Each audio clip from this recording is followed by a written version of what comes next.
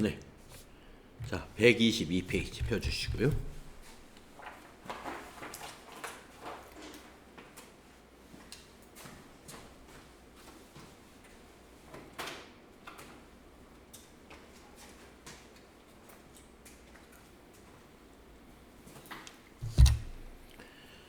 자, 우리가 이제 소득세 이론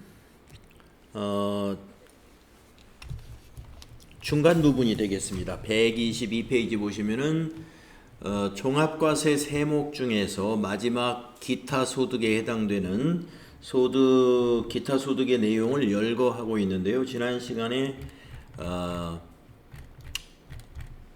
기타 소득 중에 서화 골동품의 양도로 발생한 소득에 대한 필요 경비에 대해서 정리하고 시간이 다 됐었죠. 그래서 122페이지에 있는 이 부분에 있는 내용은요. 필요 경비가 실제 필요 경비만을 인정하는 그러한 기타 소득이 됩니다. 그렇기 때문에 실제 필요 경비가 있을 때, 그것이 증명이 됐을 때만 필요 경비가 인정이 되기 때문에 거의 필요 경비가 인정이 안 되는 건들이 많아요. 자, 어떠한 기타 소득이 나열되어 있는지 하나씩 쭉 보도록 하겠습니다. 네, 상금, 포상금, 보로금 받았을 때 개인의 기타 소득으로 신고해야 됩니다. 우리가 이제 80% 필요 경비를 인정받을 수 있는 상금은 뭐 어떤 거였어요? 공익기관이 주무관청의 승인을 받아서 개최한 대회, 거기에서 나오는 상금은 필요 경비를 80% 인정받을 수 있죠. 그러나 여기는 그 공익법인이 주무관청의 승인을 받아 시상하는 그거 외에 상금이나 연상금이 되겠습니다. 기타 소득의 범위에 해당이 되고요. 그 다음에 복권으로 당첨된 거 또는 경품에서 당첨된 거, 이거 기타 소득에 해당이 됩니다. 그 다음에 사행 행위 등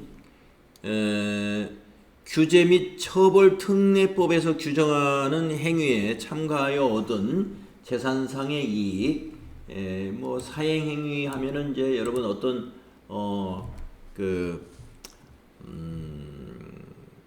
여기서 저 앞에 경마장의 거기는 이제 우리가 기타 소득에서 필요 경비를 인정이 되는 건데, 그것도 투입된 금액만 인정을 하죠. 필요 경비로. 뭐 그거 말고 이제 사행 행위는 이제 그것과 비슷한 것들입니다. 예. 그러니까 무슨 도박이라든가 이런 것도 사행행위에 해당이 되고요. 그 다음에 저작자나 실현자나 음반 제작자, 방송사업자가 아닌 자가 저작권이나 저작 인접권의 양도나 사용의 대가로 받은 금품은 기타 소득으로 과세를 합니다. 우리가 저작자나 음반 제작자, 방송사업자가 그 저작권을 양도하거나 사용한 대가로 받는 것은 사업소득이죠. 이 사람들은 사업자니까. 그러나 여기는 기타 소득인 것은 사업자가 아닌 자예요. 사업자가 아닌 자. 그래서 기타 소득이 되고요. 그 다음에 물품 또는 장소를 일시적으로 대여하고 사용료로 받은 금품, 유가증권을 포함해서 장소를 대여하고 받는 거 기타 소득으로 과세되고요. 재산권에 관한 알선 수수료 사례금, 이것도 기타 소득으로 해당이 되고요. 유실물 습득이나 매장물의 발견으로 인하여 보상금을 받거나 새로 소유권을 취득하는 경우에 그 보상금이나 자산, 유실물을 습득하고서 주인에게 돌려주고서 보상금을 받았다. 이거 기타 소득에 열거된 소득입니다. 그 다음에 소유자가 없는 물건의 점유로서 소유권을 취득한 자산이 있다 하면 이것도 기타 소득으로 해당이 되고요. 거주자, 비거주자 또는 법인의 특수관계이니 그 특수관계로 인하여 거주자, 비거주자 또는 법인으로부터 받는 경제적 이익으로서 급여, 배당 또는 증여로 보지 아니하는 금품들, 급여면은 근로소득으로 과세하고 배당이면 배당소득, 증여면은 증여세로 과세합니다만은 여기에 해당되지 않는 경제적 이익을 기타 소득으로 과세한다는 것이죠. 영화, 필름, 라디오, 텔레비전 방송용 테이프 필름, 그 밖에 이와 유사한 자산 또는 권리의 양도, 대여 또는 사용의 대가로 받는 금품, 기타 소득에 해당되고요. 계약의 위약이나 해약으로 인하여 받는 소득으로서 위약금, 배상금, 부당이득 반환 시 지급받는 이자, 주택입주 지체 상금은 여기에 해당되지 않고 80% 필요경비가 인정되는 기타 소득이죠. 주택의 입주 지체 보상금으로 받는 것은 여기에 있는 실제 필요경비만 인정되는 그 기타 소득이 아니라는 거죠. 그래서 계약의 위약이나 해약으로 인하여 받는 소득이니까요. 우리가 서로 개인 간에 부동산 거래를 위해서 계약을 하잖아요. 그때 만약에 한쪽이 계약을 어기게 되면 계약금을 변상하게 되죠. 그러면 상대방이 의도하지 않은 소득이 생기잖아요. 그것이 여기서 기타 소득에 해당된다 이거예요. 계약의 위약 또는 해약으로 인하여 받은 소득. 그 다음에 사례금으로 받는 것도 기타 소득이고요. 소기업 소상공인 공제 부금을 해지하게 되면은 일시금을 받게 되거든요. 자영업자들이 그 가입하는 노란우산 공제라는 그 상품이 있는데 그 노란우산 공제에 쭉 적금처럼 이렇게 매월 입금을 합니다. 그러면은 이걸 나중에 이제 해약 때 받게 되는데 우리가 은행에다 저축을 한 것은 거기에서 원금 외에 추가로 받는 게 이제 이자 소득으로 과세하잖아요. 그러나 소기업 소상공인의 공제에 해당이 되는 것은 기타 소득으로 과세합니다. 종업원 등 또는 대학의 교직원이 퇴직한 후에 지급받는 직무별명 보상금 700만 원 이하는 비과세를 적용해 주고요. 종업원으로 있을 때 또는 학교의 교직원으로 있을 때 직무별명 보상금을 받았으면 그거는 근로소득으로 과세를 하죠. 그런데 퇴직 후에 받으면은 기타 소득이 된다는 것이죠. 물론 700만 원까지는 비과세. 700만 원을 초과하는 것이 과세예요. 퇴직 전에 부여받은 주식 매수 선택권을 퇴직 후에 행사하거나 고용관계 없이 주식 매수 선택권을 부여받아 이를 행사함으로써 얻는 이익은 우리가 고용관계가 있을 때 직장에 있는 동안에 그 스톡 옵션을 받게 된다 그러면은 근로소득으로 과세를 합니다만은 퇴사한 후에 스톡 옵션을 받았거나 원래 그 회사 직원이 아닌데 고용관계 없이 주식 매수 선택권, 즉 스톡 옵션이라는 걸 기업으로부터 받으면 기타 소득으로 과세한다. 그것이 되겠고요. 그 다음에 뇌물 배임 수재로 받는 금품 기타 소득으로 과세가 된다는 거죠. 뇌물이니까 은밀하게 소득이 생기는 거지만 이건 이제 수사에 의해서 밝혀지면은 이제 세금도 과세가 된다 이런 얘기입니다. 원천적으로 이게 원천징수가 불가능하죠. 이런 것들은. 그래서 나중에 밝혀졌을 때 과세가 되는 부분이에요. 또 연금 계좌에 가입을 했는데 가입자가 납입한 보험료로서 연금 계좌 세액공제를 받은 금액과 연금 계좌의 운용 실적에 따라 증가된 금액을 그 소득의 성격에도 불구하고 연금 외로 수령한 소득, 연금 계좌에서 연금으로 받으면은 연금 소득으로 과세가 일어나요. 그런데 연금 외로 일시금으로 받았어요. 기타 소득입니다. 연금 외로 수령한 소득에 대해서는 기타 소득으로 과세를 하고요. 만약에 퇴직금 계좌에서 퇴직금으로 받았다. 그러면 그건 퇴직소득으로 과세를 하죠. 퇴직금을 퇴직연금에 가입해가지고 퇴직금을 일시불로 안 받고 연금으로 받게 된다. 그러면 그 연금 소득으로 과세를 하고요.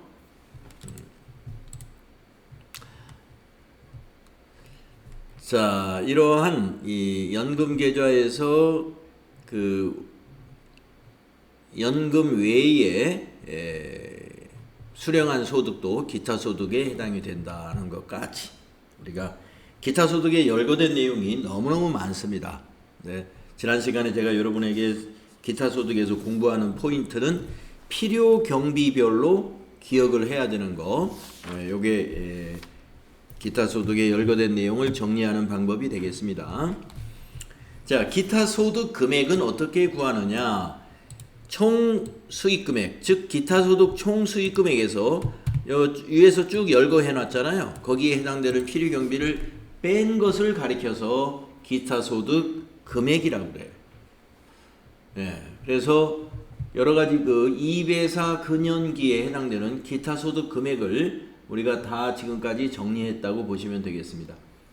자, 마지막으로 이제 기타 소득의 과세 방법을 알아볼게요. 자, 모든 소득, 종합소득세들이 그렇듯이 우리가 원천징수라는 걸 하잖아요. 그래서 원천징수로서 납세 의무를 끝내는 것을 우리가 무조건 분리과세 한다고 그러잖아요. 무조건 분리과세. 자, 기타 소득에 여러 가지가 있었는데요. 무조건 분리과세 하는 게 요 세 가지가 딱 있어요. 요 세 가지.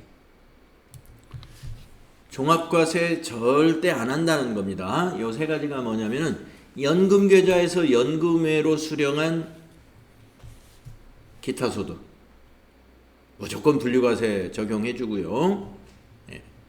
연금계좌라서 특혜를 주는 거, 약간의 혜택을 주는 거예요. 그 다음에 복권 당첨금, 슬롯머신 당첨금, 이런 것은 이제 사행행위이긴 하지만 허가받은, 국가에 또 기여하는 것도 있죠. 복권 소득을 가지고 정부가 좋은 곳에 또 이용을 하거든요. 그래서 복권이나 슬롯머신 이런 것들 승인받은 사행행위라고 볼 수가 있는데 이것도 무조건 분리과세 적용합니다. 그 다음에 서와 골동품의 양도로 발생한 소득 무조건 분리과세 해줍니다. 서와 골동품에 대해서도. 그래서 이제 예술작품 서화나 골동품의 양도는 무조건 분리과세다 알고 계시고요. 원천징수 세율을 보면은 서화 골동품은 20% 세율이, 복권이나 슬롯머신도 20%, 연금계좌 연금 외에 받는 것은 원천징수 세율이 15%예요. 그런데 복권에서 보면은 복권이나 그 슬롯머신은 그 당첨금이 3억 원을 초과할 때는 10% 세율이 원천징수 세율이 10% 더 높습니다. 30%라는 거. 당첨금이 3억 원 초과일 때는 원천징수 세율이 30%다. 이것도 알고 계시면 좋겠습니다. 자, 무조건 분리과세되는 세 가지가 있었고요. 그 다음에 조건부 종합과세가 있어요. 조건부 종합과세. 아니, 죄송합니다. 조건부 종합과세가 아니고 무조건 종합과세. 무조건. 자, 무조건 종합과세는 뇌물과 알선수재, 배임수재에 의하여 받는 금품이에요. 자, 이 뇌물이라든가 알선수재, 배임수재는 범죄 행위지 않습니까? 그래서 이런 범죄 행위에 대해서는 원천징수 자체가 불가능한 거잖아요. 그러니까 원천징수가 되지 않은 종합소득세는 어떻게 해요? 무조건 종합과세 해야 돼요. 그래서 뇌물과 알선수재, 배임수재는 원천징수가 이렇게 없었기 때문에 세율이 없잖아요. 그래서 무조건 종합과세에서 한 번은 세금을 내게끔 해야 되고요. 그 다음에 이 조건부 분리과세라는 건 뭐냐면은 무조건은 이유 없이 분리과세 하는 건데 조건부는 조건이 있어요. 요 밑에 요게 조건입니다. 당구장 표시. 자, 계약의 위약 등으로 계약금이 위약금 배상금으로 대체되는 금액과 그 외에 기타 소득의 소득 금액이 연간 300만 원 이하이면서 원천징수가 된 때에는 분리과세와 종합과세 중에서 선택할 수 있다. 예. 그러니까 납세자가, 그러니까 개인이 분리과세를 선택하는 게 나에게 유리하다. 그러면 분리과세 선택하면 되고요. 종합과세 선택이 오히려 유리하다고 본다면 종합과세 선택해서 신고하면 됩니다. 자, 300만 원입니다. 300만 원. 그래서 300만 원이 뭐냐면은 원천징수 된 소득 중에서, 그러니까 여기 있는 요 세 가지를 더해서 말합니다. 자, 계약의 위약 등으로 받는 위약금도 원천징수가 되었다면 그것 포함해서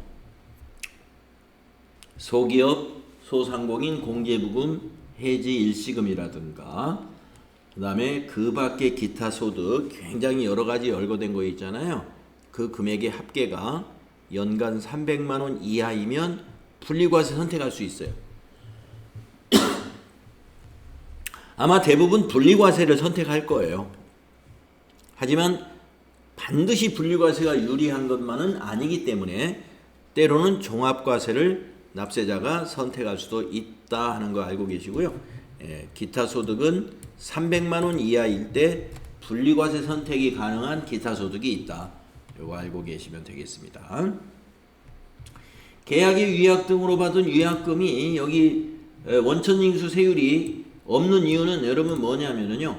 이것도 마찬가지예요. 계약을 서로 하기로, 사고 팔기로 아파트나 뭐 집 같은 거 이런 걸 계약을 했는데 상대방이 약속을 안 지켜가지고 우리가 그 계약금을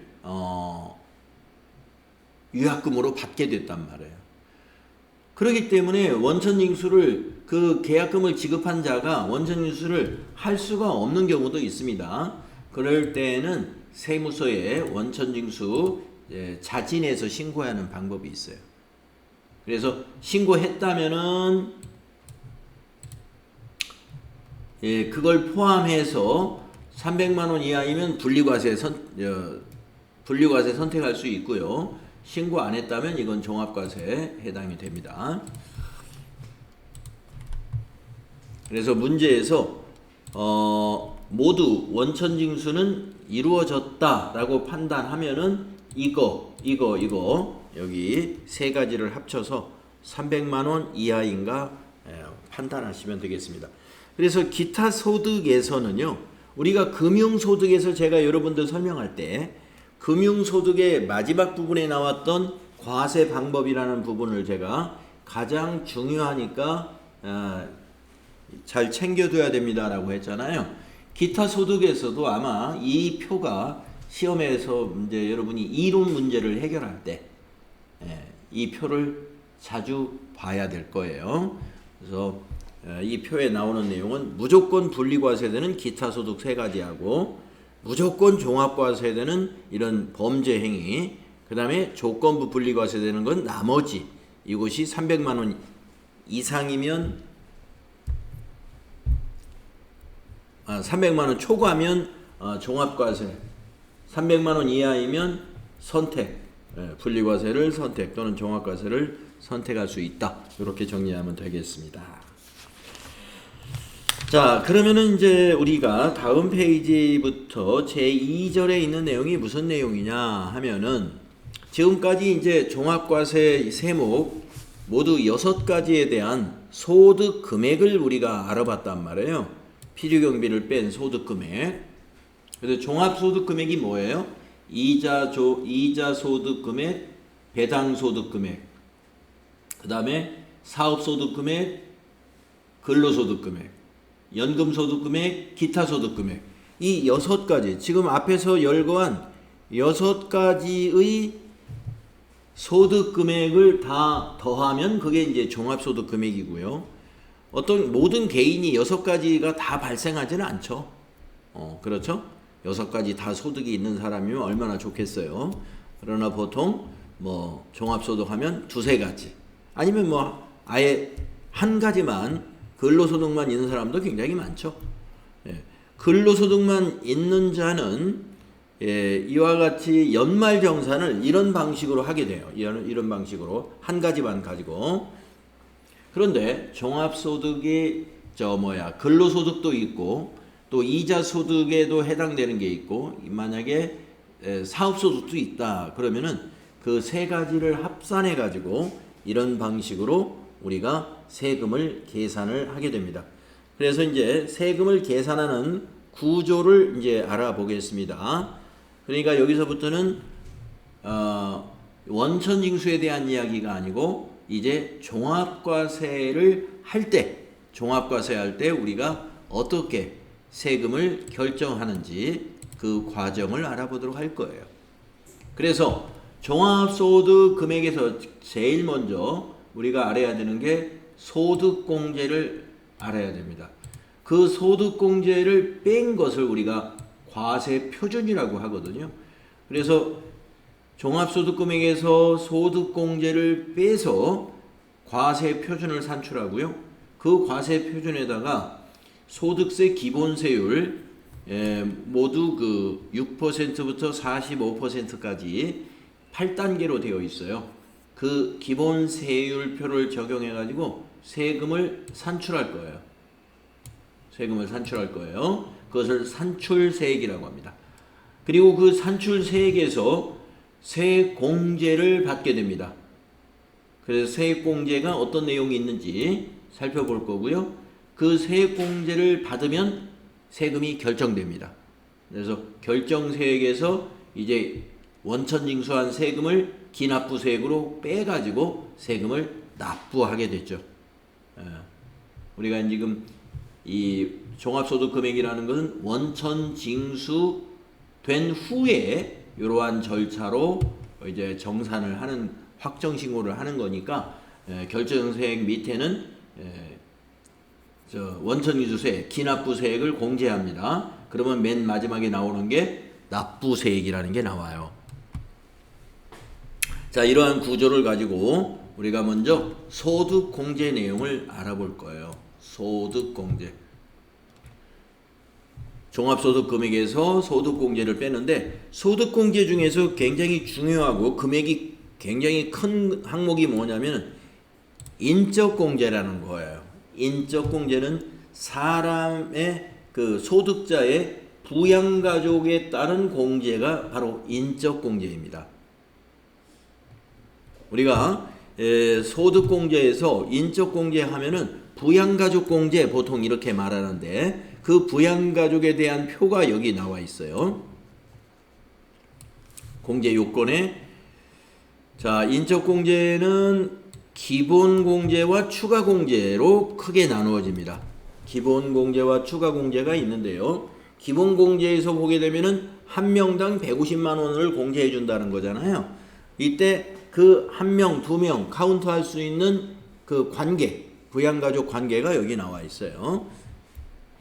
본인, 배우자, 직계존속, 형제자매, 직계비속, 위탁아동, 수급자 등 이러한 관계가 있는데 이러한 관계에 있는 사람들은 다 누구냐면 이 사람들이 본인의 소득으로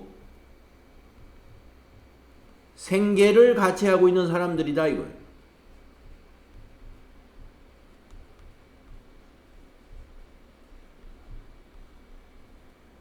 그런 사람을 우리가 부양한다고 그러죠. 부양가족. 여기서 본인은 소득자 본인, 소득자 본인을 말해요. 소득자 본인의 소득으로 생계를 같이 하는 부양가족 하면 누가 있겠어요? 자, 우선 본인, 그 다음에 결혼하신 분들은 배우자가 있고, 또 누구에게나 이제 부모님이 계시죠. 할머니, 할아버지도 계시겠죠. 그래서 직계 존속이 있을 거고, 그 다음에 형제 자매가 있어요.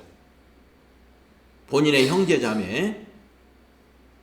그 다음에 직계 비속. 비속 하면은 자녀들이죠. 자녀도 되고 손자, 손녀 이렇게 밑으로 가 직계비속이죠. 직계비속. 직계비속이 직접 밑으로 애니까 자녀나 손자 손녀예요. 근데 사촌, 자녀들, 조카 이런 사람들은 직계비속 아닙니다. 위탁아동, 우리나라 위탁아동 법률에 의해서 6개월 이상 위탁을 하면은 위탁아동으로 그 기본공제 대상자가 되고요. 수급자, 그래서 형편이 어려우면 이제 우리가 기초생활 수급자라고 하잖아요. 수급자에 해당되는데 내가 내 소득으로 생계를 같이 한다. 이런 얘기입니다. 그런 경우에도 기본공제 대상으로 볼 수 있습니다. 자, 그러면 이제 이러한 관계가 있는 부양가족들이 이제 공제 대상이 되는데, 그러면 그 옆에 있는 소득 요건과 나이 요건이라는 게 뭐냐 이거예요. 소득 요건과 나이 요건이 맞아야 된다는 거예요. 근데 본인은 어떻게 해요? XX. 본인은 소득 요건, 나이 요건을 X라는 말은 해당되지 않는다는 거예요. 해당되지 않는다. 그러니까 본인은 본인에 대한 것은 나이나 소득을 따지지 않는다 이 말입니다. X는 해당되지 않는다.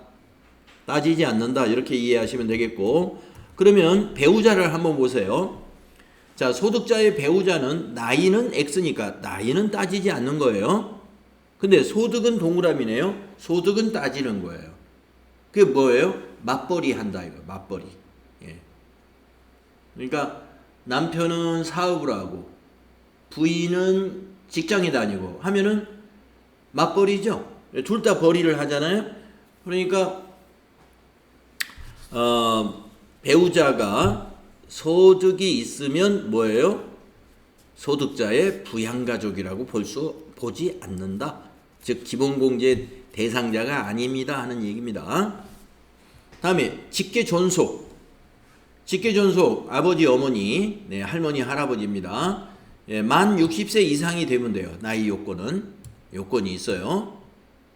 배우자는 나이 요건이 없지만 직계존속은 나이가 만 60세 이상일 때 기본공제 대상이 됩니다. 근데 소득 역시 소득은 역시 없어야 돼요. 직계존속도. 그 다음에 형제자매 나이 요건이 있어요. 만 20세 이하이거나 만 60세 이상인 형제자매만 해당이 돼요. 그러니까 뭐 30대라든가 40대, 50대인 형제자매는 기본공제 대상자가 아니에요. 나이 요건에서. 나이에 맞지 않는 거죠. 소득은요? 없어야 돼요. 동그라미는 뭐냐면은 소득 요건이 체크해야 된다는 거예요. 소득 요건을 체크해야 된다. 즉 소득은 없어야 된다. 그래야 기본공제 대상자가 된다. 아시겠죠? 그 다음에 직계비속, 직계비속 자녀들입니다. 입양자 포함해서 만 20세 이하인 자녀만 해당돼요. 만 20세 이하. 그리고 소득 없는 자녀여야 돼요. 그 다음에 위탁아동 만 18세 미만인데 우리가 위탁을 시작할 때 기준의 나이고요.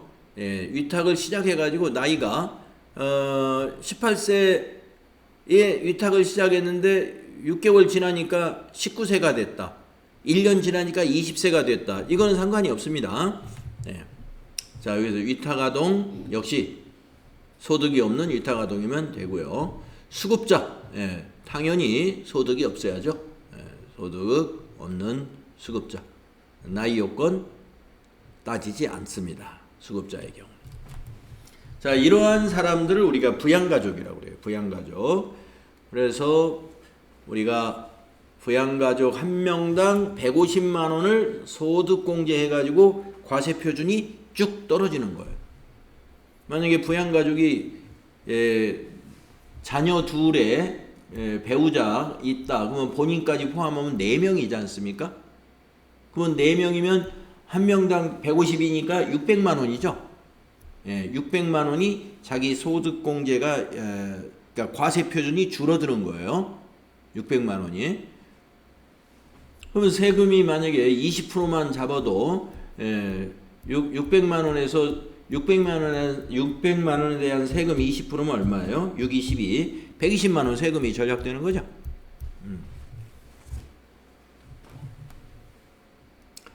자, 그래서 한 명당 150만 원 기본공제 이렇게 된다는 거 알고 계시고요. 우리가 또 이거를 또 알아야 되는데, 그러면 소득 요건에 대한, 소득에 대한 설명을 알아야 돼요. 소득이 있다 없다의 판단 어떻게 할 것이냐. 예. 어떻게 할 것이냐. 만약에 형제 자매가 이제 있는데 60세 이상 된 형제 자매가 있는데, 예, 일을 해서 돈을 벌긴 벌어요. 근데 일용직으로 일을 하고 있어요. 일용직.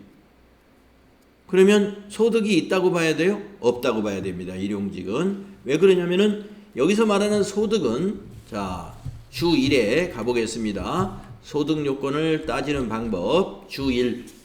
여러분 125페이지에 주 1에 대한 설명 한번 보겠습니다. 자, 소득에 대한 것은 이렇게 확인하는데요. 종합소득공제, 인적공제에 해당되는 사람들 소득금액이라는 것은 연간 소득금액 합계가 100만 원 이하이면 된다 이거예요. 100만 원 이하. 연간 소득금액의 합계가. 그런데 근로소득만 있는 사람은 소득금액으로 안 따지고 총급여로 기준해서 500만 원 이하이면 된다. 근로소득만 있는 자는 총급여 기준으로 500만 원 이하, 근로소득자가 아닌 또는 근로소득과 플러스 다른 소득이 있을 때는 연간 소득금액 합계로 100만 원 이하 이해해야 한다. 자, 연간 소득금액 합계는, 자, 종합소득, 퇴직소득, 양도소득의 소득금액을 합하여 판단합니다. 종합소득은 이제 종합소득은 뭐예요? 2배사 근영기잖아요. 2배사 근영기에 비과세나 분리과세는 여기에 포함되지 않아요. 그래서 종합소득 금액을 우리가 계산할 때 항상 우리가 비과세와 분리과세는 항상 빼고 계산했지 않습니까? 그래서 요 100만 원을 따질 때도 비과세나 분리과세는 빼야 돼요. 그러니까 아까 말씀드린 일용근로소득만 있는 자는 아예 이 판단에서는 소득이 없는 걸로 봐야 됩니다.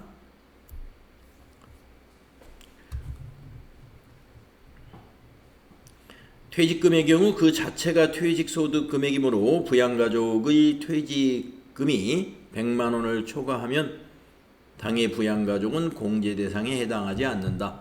왜냐하면 퇴직소득 금액은 필요경비라는 게 없기 때문에 그래요. 필요경비가 없으니까 퇴직금이 바로 퇴직소득 금액이 돼요.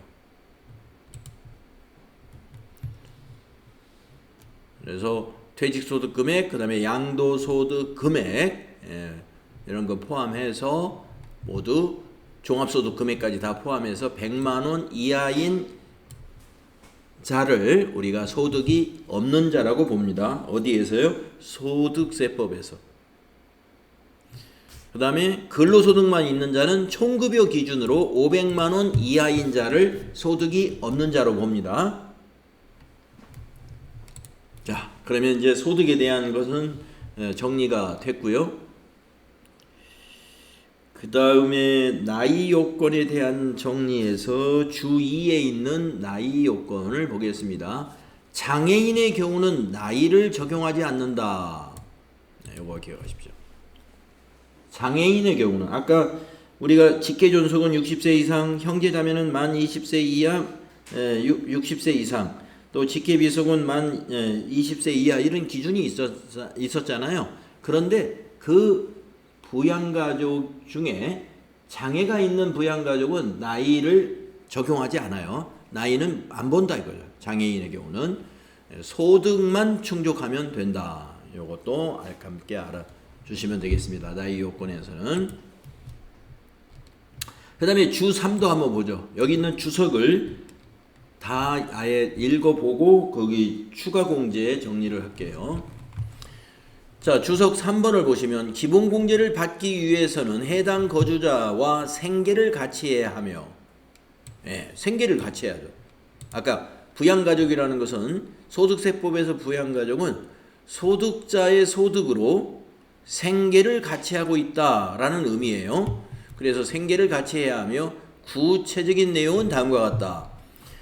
주민등록표의 동거가족으로서 해당 근로자의 주소 또는 거소에서 현실적으로 생계를 같이 하는 사람으로 한다.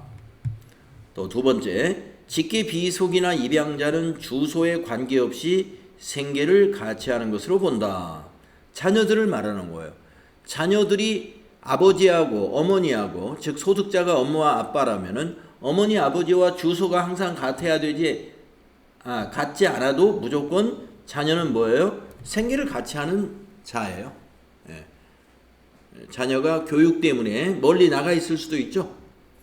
교육 문제 때문에. 그래서 자녀는 무조건 주소하고 관계가 없다. 그 다음에 거주자 또는 동거가족이 취약이나 질병의 요양, 근무상 또는 사업상의 형편으로 본래의 주소 또는 거소를 일시 퇴거한 경우에도 생계를 같이 하는 것으로 본다.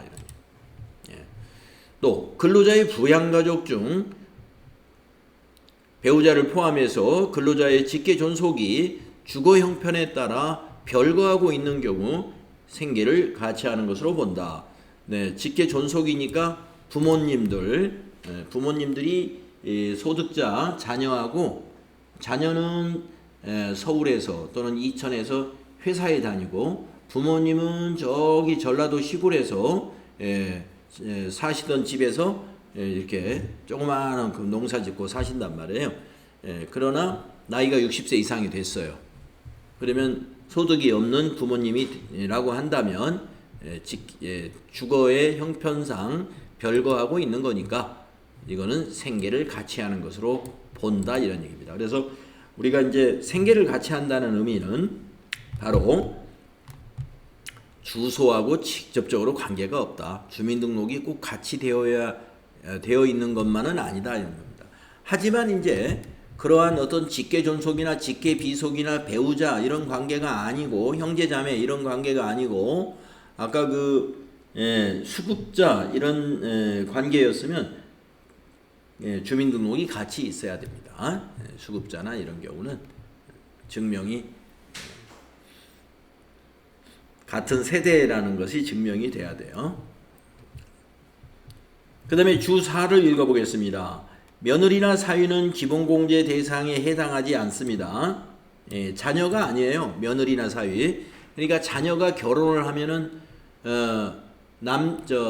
아들이 결혼을 하면 며느리가 가족이 되고, 또 딸이 결혼하면 사위가 가족이 되는 셈인데, 우리 소득세법에서는 이렇게 며느리나 사위는 가족으로 보지 않습니다. 소득세법에서는 그래서 기본공제 대상으로 해당하지 아니한다 이거예요. 기본공제 대상 직계비속과 그 직계비속의 배우자가 모두 장애인이면 그 직계비속의 배우자도 기본공제가 가능하다. 장애인일 때만 기본공제 대상자로 봐줘요. 부부가 모두 장애인일 때만. 다음 주 5를 보면은요, 아동복지법에 따른 가정위탁을 받아 양육하는 아동으로서, 위탁아동을 말하는 거죠. 해당 과세기간에 6개월 이상 직접 양육한 위탁아동이 해당이 됩니다. 보호기간이 연장된 경우로서 20세 이하인 위탁아동을 포함하고 있다.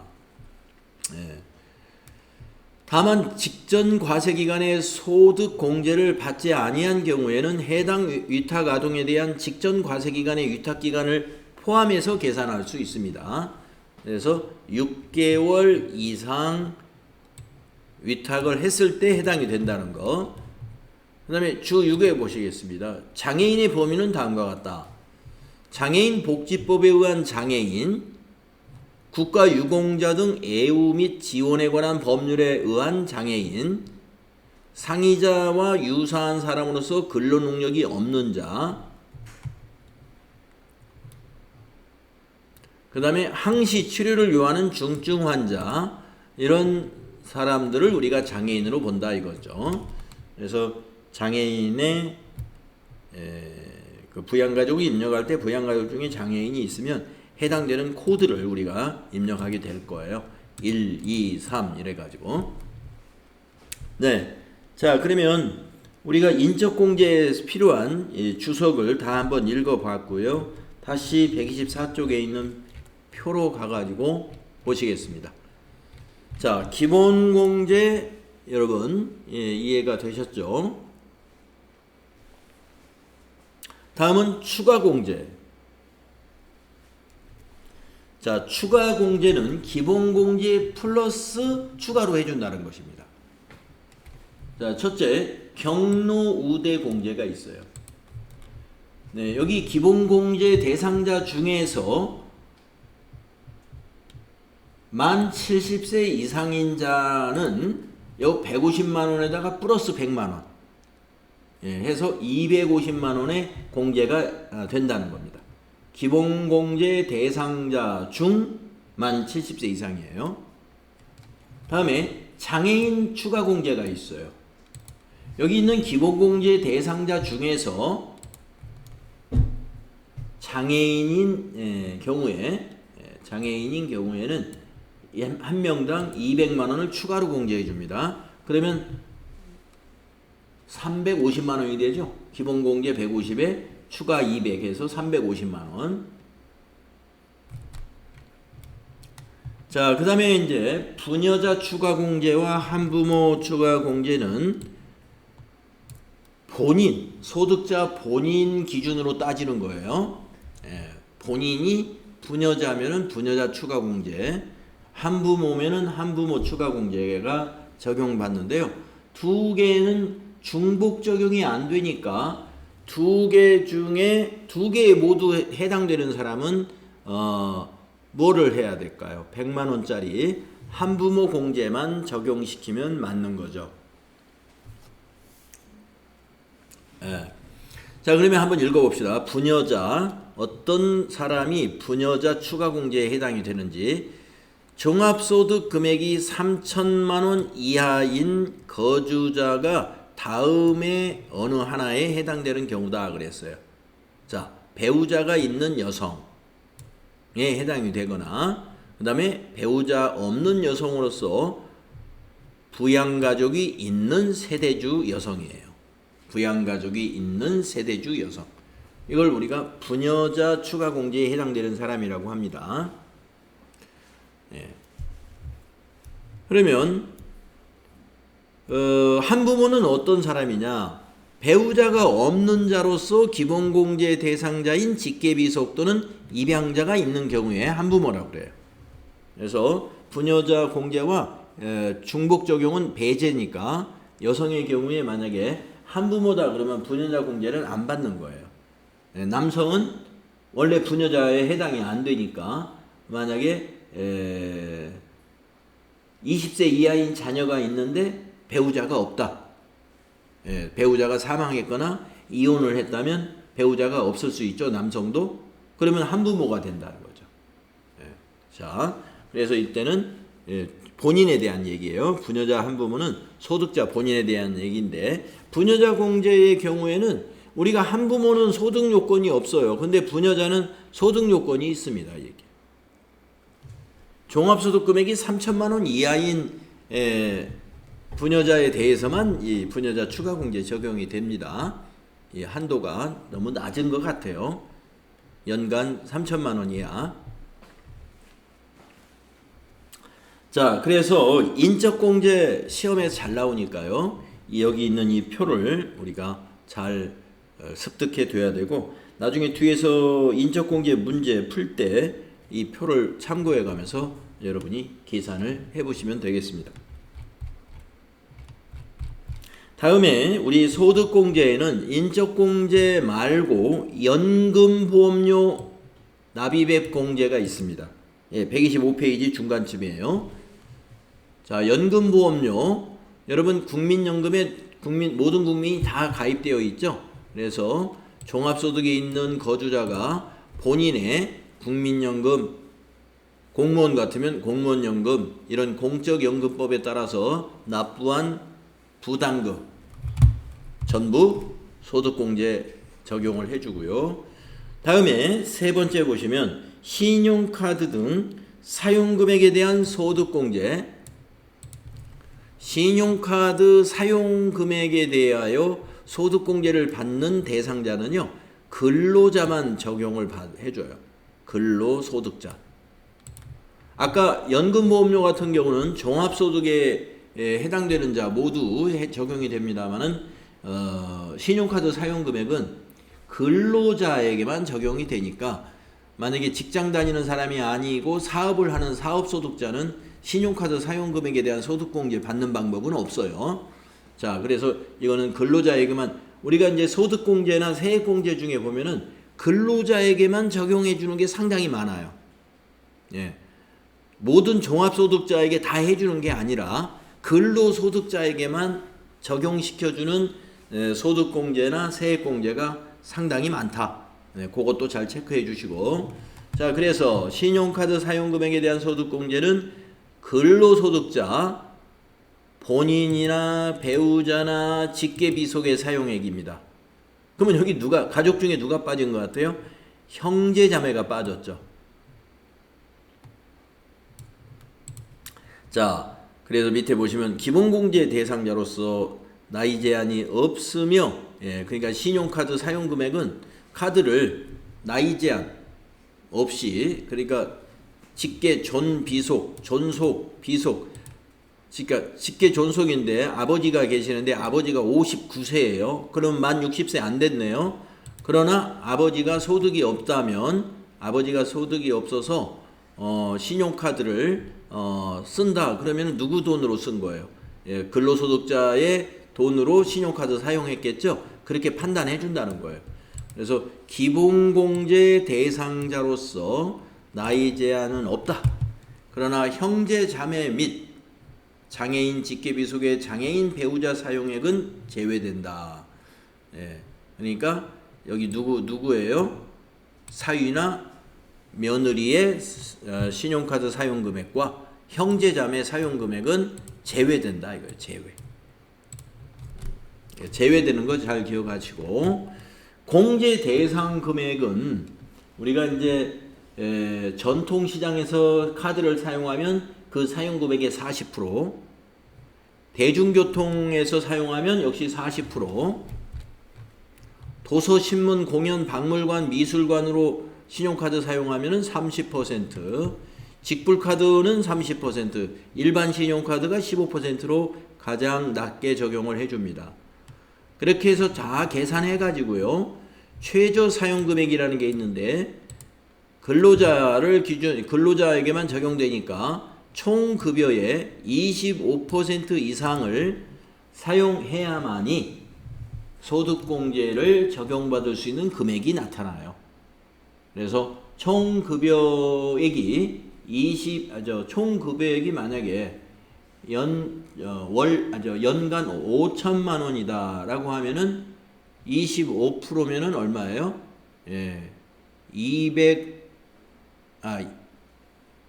5천만 원이면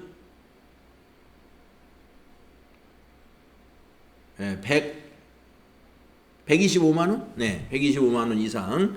하여튼 총급여의 25% 이상 사용해야 그 소득공제 금액이 나온다. 요 최저 사용 금액만 여러분이 상식으로 알고 계시면 될 것 같아요.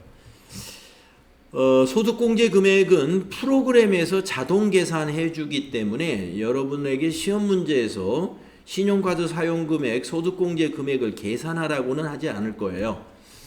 자, 그래서 그 다음에 그 밑에 공제 한도가 있는데요. 신용카드를 많이 사용한다 하더라도 한도를 초과하면 한도 금액만 그 소득공제를 적용해 줍니다. 그래서 한도 금액도 총 급여가 많은 사람일수록 한도가 더 낮아요. 예.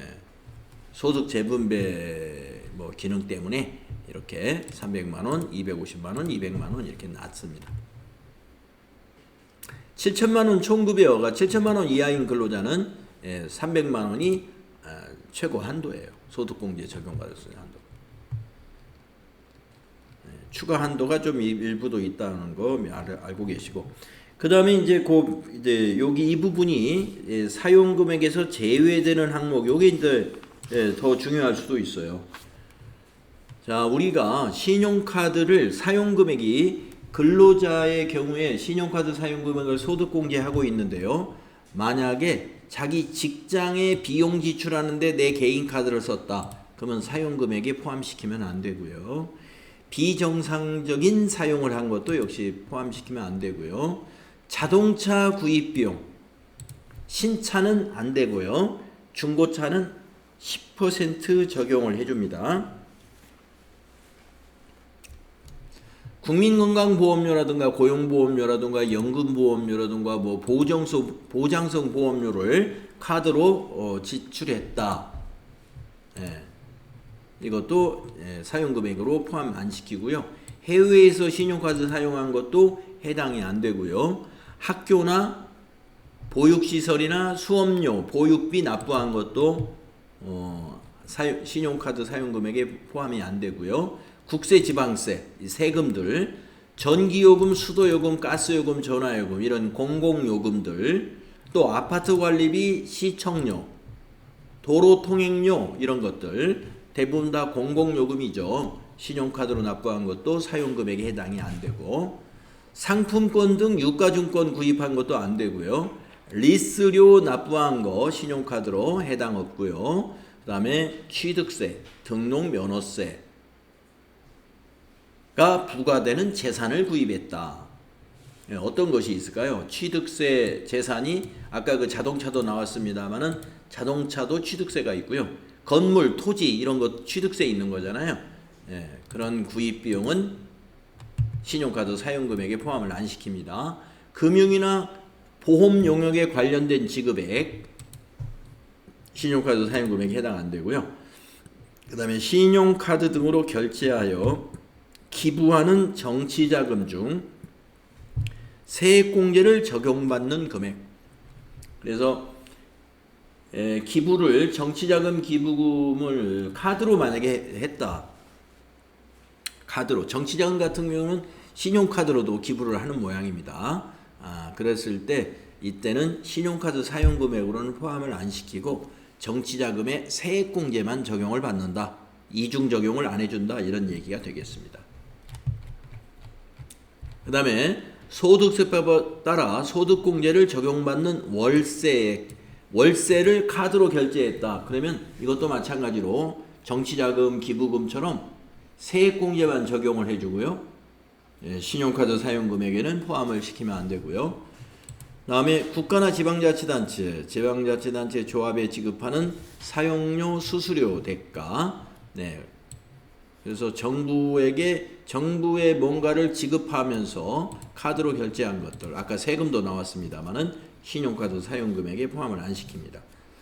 자, 아까 자동차 얘기에서 나왔었죠. 자동차 구입하는 것은 신용카드 사용금액에 포함을 안 시키는데 중고자동차 구입한 경우에는 10%만 사용금액에 포함을 시켜준다는 것도 아까 말씀드렸습니다. 그래서 신용카드 소득공제가 굉장히 길게 설명이 되어 있네요. 다음에 또 소득공제 계속 알아보겠습니다. 주택담보노후연금 이자 비용 공제 연간 200만 원 한도로 소득공제 적용해 주는데요. 우리가 이거는 만 60세 이상인 소득자의 경우에만 이게 아마 해당이 되겠죠. 우리가 주택담보노후연금이라는 거, 노후연금 제도 있죠. 우리가 주택연금이라고 그래가지고 자기 집을 담보로 제공하고서 돈 빌리는 거나 마찬가지예요. 그러다 보면 거기에 돈을 빌리면 뭐가 돼요? 이자가 붙잖아요. 그 이자까지 공제하거든요. 지급액으로 공제할 때 이자를 빼고 줘요. 지급해줘요. 그래서 그 이자 부담액을 소득공제해 주겠다라는 그런 의미입니다. 연간 200만 원 한도로. 그 다음에 건강보험료, 아까 고용보험료도 아니죠. 국민연금도 나왔죠. 국민연금 납입액에 대한 소득공제. 예, 마찬가지로 건강보험료 납입액 소득공제입니다. 그 다음에 주택자금 소득공제 제도가 있어요. 근데 아까 주택자금 소득공제, 주택자금 소득공제는 전부 주택 임차 원리금 상환액, 이거 뭐냐면은 주택 임차 차입금은 주택을 빌리는 거니까 전세 자금 같은 거예요. 전세 자금 빌리면은 어떻게 해요? 이자 납부하죠? 이자도 납부하고, 이자는 밑에 있네요. 예, 장기주택 저당 차입금 이자 상환액. 여기는 원리금 상환액이네요. 예, 전세자금 원리금 상환액 연간 400만 원 한도로 해서 소득공제 적용을 하는데 근로자에게만 해줍니다. 근로소득자. 임차니까 무주택자의 경우에 해당이 되고요. 무주택 근로소득자.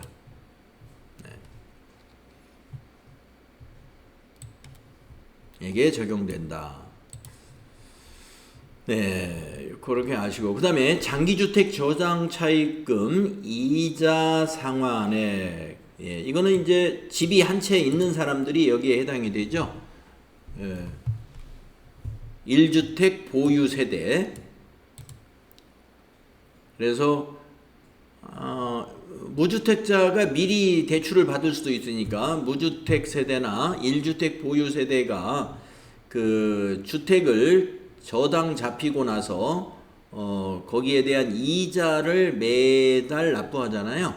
그래서 무주택 세대 또는 1주택 보유 세대의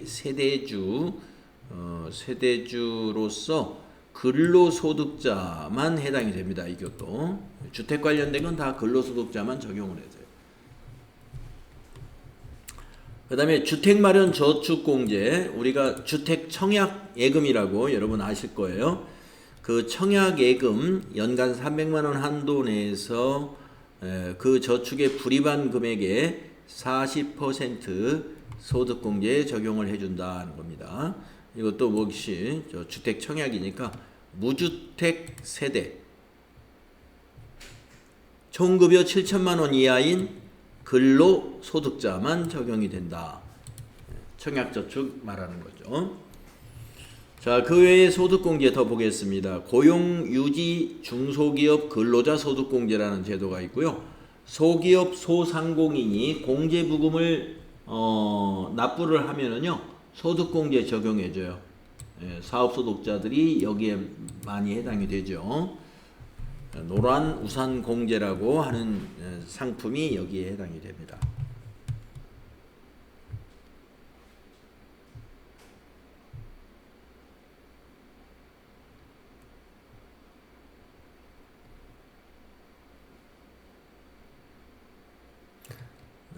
그 다음에 우리사주조합 출연금 소득공제 제도가 있어요. 네. 자, 그래서 소득공제가 여기서 끝났나요? 네, 다음, 여기서 다 정리가 됐습니다. 그래서 종합소득, 기타소득공제, 이것저것 있는 것 정리가 됐고요. 그 다음 표에 이제 주석이 있는 것은 여러분이 나중에 참고하시면 되겠습니다. 한도를 표시했네요.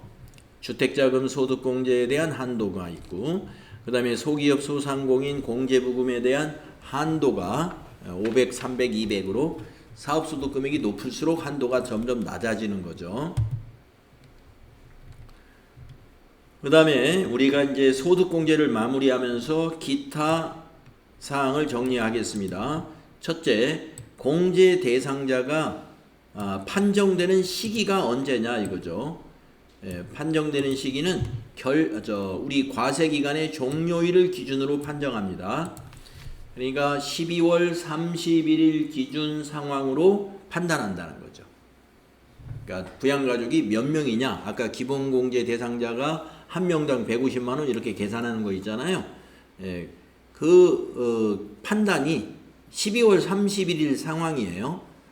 그럼 만약에 아기가 새로 태어났다 그러면 1월 1일 날 태어나도 되고 12월 30일 날 태어나도 되겠네요. 12월 30일 날 태어났으면 가서 출생신고를 나중에 할 때 12월 30일 날 출생한 걸로 신고가 일어날 거 아니에요? 그러면은 과세기간 종료일 12월 31일 상황에는 부양가족으로 자녀가 표시되니까요. 그래서 판정 시기는 과세기간 종료일 상황에 의한다. 자, 그런데 두 번째 보면은요, 이런 게 있습니다. 과세기간 종료일 전에 사망. 이게 무슨 말이냐면은, 우리가 과세기간 종료일 기준으로 판단한다고 그랬는데, 직계존속, 만약에 할머니가 계셨는데, 할머니가 99세까지 아주 정정하게 살아 계셨었는데, 종료일 전, 그러니까 12월 31일 전에 돌아가셨어요. 12월 1일 날. 한 달 전에 돌아가셨네요. 그러면 우리가 부양가족에서 빼야 되느냐, 할머니를? 안 뺍니다. 이번 과세 기간에 단 하루라도 살아 계셨다면 부양가족인 거예요. 그래서 종료일 기준으로 판단을 하되 사망한 경우하고 장애가 치유된 경우는 그렇게 보지 않습니다. 어떻게 봐요?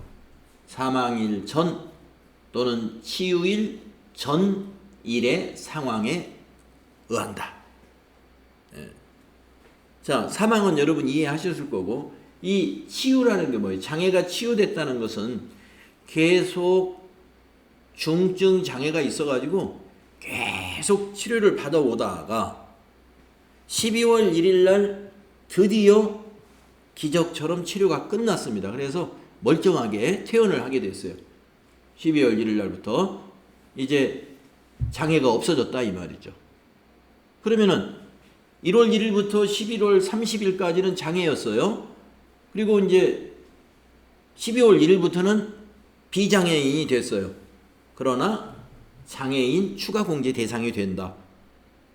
단 하루라도 이번 과세 기간에 단 하루라도 장애인 상태가 있었다면은 물론 그 서류 기준이에요. 그래서 그렇다면은 우리가 전일 상황이니까요. 공제 대상자가 된다. 이해되셨죠? 그 다음에 부양가족의 공제 대상 여부를 판단할 때 적용 대상 나이가 정해진 경우에는 해당 과세기간의 과세기간 중에 해당 나이에 해당되는 날이 있는 경우에는 공제 대상자로 본다. 예. 그러니까 나이도 그 이야기예요. 나이도 1월 1일 날은 20세였는데 생일이 3월 1일이에요. 그래서 3월 1일 날 21세가 됐어요. 그러면은 과세기간 종료일 12월 31일 날은 21세 자녀가 됐네요. 그러나 뭐예요? 해당된다 이거예요. 지금 여기 나이를 따질 때도 과세기간 중에 해당 나이에 해당되는 날이 있는 경우에는 공제 대상자로 봐요. 예. 그러니까 1월 1일 딱 하루만 20세였다 하더라도 그냥 20세로 봐준다 이겁니다. 무슨 말인지 아시겠죠? 예. 그래서 무조건 연도에서 연도를 빼면 됩니다. 2024년도 연말정산을 한다 또는 소득세 신고를 하는데 이 사람이 이 자녀가 나이가 몇이냐를 계산할 때는 지금이 2024년도다 그러면 태어난 연도, 만약에 자녀가 2000년도에 태어났다 그러면 2024에서 그냥 2000을 빼면 돼요. 그러면 그 자녀는 24세예요 지금. 네, 공제 대상자 판정 시기에 대한 설명이었습니다. 그 다음에 여기에는 없습니다만은 배우자의 경우에 우리가 이혼이라는 게 있죠. 이혼한 경우는 요 과세기간 종료일 이 기준으로 봐야 돼요. 사망하고 똑같지가 않습니다. 그러니까 12월 31일 상황이 배우자하고 이혼한 상태다. 그러면은 배우자는 기본공제 대상자가 아니다. 이런 얘기가 되는 거예요. 그렇지만 만약에 배우자가 불의의 사고로 사망했다. 12월 1일 날. 그러면 사망이니까 기본공제 대상자가 돼요. 근데 12월 1일 날 사망한 게 아니라 이혼했다. 그러면 아니다. 이런 얘기입니다. 이혼한 경우는 사망하고 같이 보지 않죠. 자, 그 다음에 두 번째, 여기 뭐죠? 2명 이상 공제 대상 가족에 해당되는 경우다. 이거였어요. 이게 무슨 얘기인지 한번 읽어볼까요? 거주자의 공제 대상 가족이, 그러면 이제 부모님을 한번 생각해 보세요. 거주자는 소득자고, 예. 그러니까 어떤 소득자의 공제 대상 가족, 즉 부모님이 동시에 다른 거주자의 공제 대상 가족에 해당하는 경우다 그랬어요. 자, 어떤 사람, 동시에 다른 거주자는 누굴까요? 자기 형제, 네, 형제, 언니나 뭐 동생이나 아니면 형님이나 동생. 그러니까 그런 경우가 있죠. 그러니까 이제 부모님이 이제 같잖아요. 예, 형제가 아니니까. 그러면 그 부모님이 형의 공제대상 가족이 될 수도 있고 동생의 공제대상 가족이 된다 이 말이에요. 60세 이상 부모가 있을 경우에. 자, 그래서 거주자의 공제대상 가족이 동시에 다른 거주자의 공제대상 가족에 해당되는 경우에는 해당 과세기간의 과세표준 확정 신고 시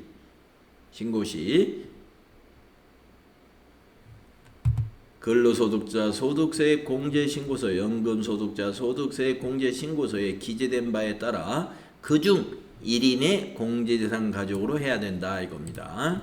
네, 그러니까 둘 중에 한 사람만 공제대상 가족으로 소득공제 받아야 된다. 예, 중복해서는 안 된다.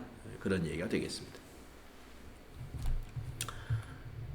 그 다음에 소득공제 적용 종합 한도가 있습니다. 2,500만원 소득자의 소득공제 한도가 2,500인데 종합 한도 대상 소득공제 금액 합계액이 2,500을 초과하는 경우에는 그 초과 금액은 없는 것으로 한다.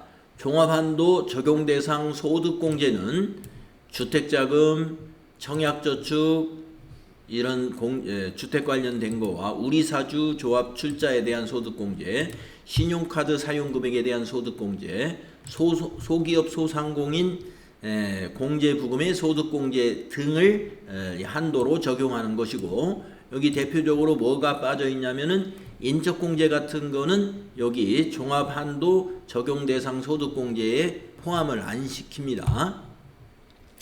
네, 이런 적용이 있습니다.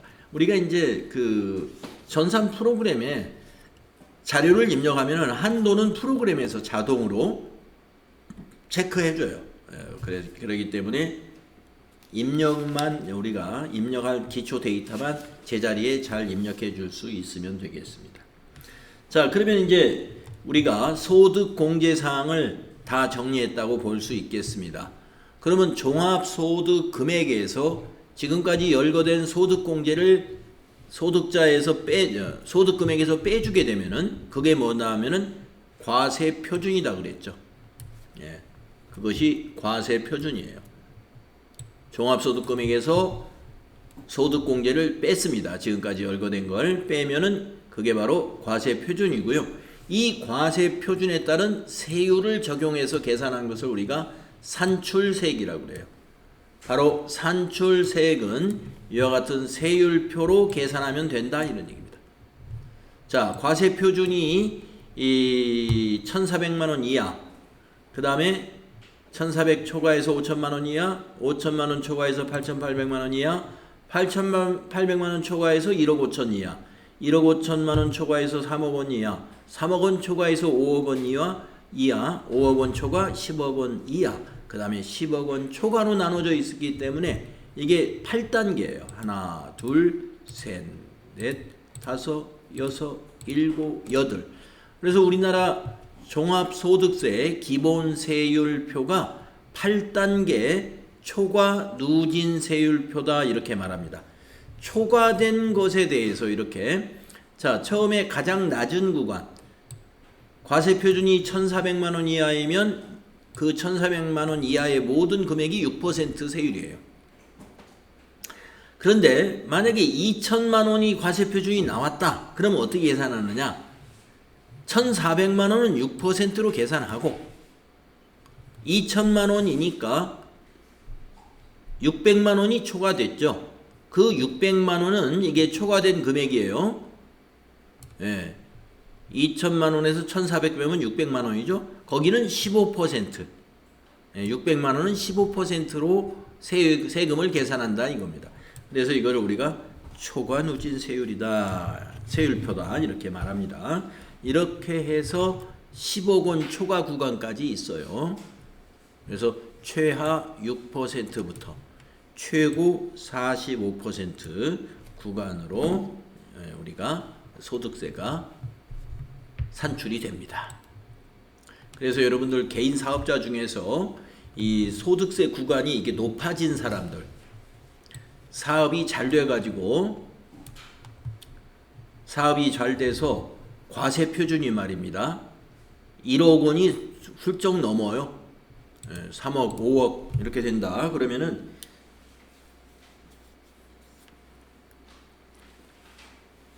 1억 원 초과하게 되면 8,800만 원 초과한 거잖아요. 그러면 제일 낮은 세율이 35%예요. 그리고 위로 올라갈수록 높으면 45%예요.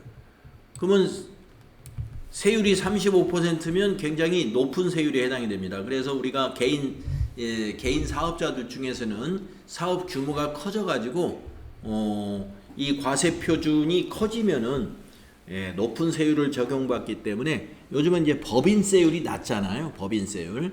그래서 그러한 사업자들은 법인으로 사업을 바꿔가지고 법인세 적용을 받으려고 하는 그런 경우가 있죠. 그러나 이렇게 낮은 구간, 낮은 구간에서는 개인 사업자, 법인보다는 개인 사업자 쪽이 더 유리할 수 있죠. 자, 여기까지 정리하고요. 다음 시간에 그러면 이제 산출세액이 나오는 것까지는 알았단 말이에요. 산출세액은 이와 같이 8단계 초과 누진세율로 계산을 해주면 돼요. 이걸로. 그 다음에 이제 산출된 세액을 다 납부하는 게 그것이 결정된 세액이 아니에요. 그 다음에 이제 세액 공제를 받아야 돼요. 그래서 다음 시간에는 여기 세액 공제 받는 거 이 부분부터 정리를 하겠습니다. 오늘 여러분들 시험 보느라고 고생했고요. 내일은 여기서부터 정리하도록 하겠습니다.